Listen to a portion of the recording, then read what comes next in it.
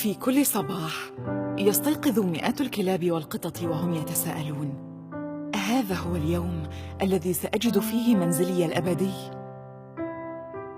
وربما تستيقظ أنت اليوم متسائلاً: أهذا هو اليوم الذي سأجد فيه صديقي الأبدي؟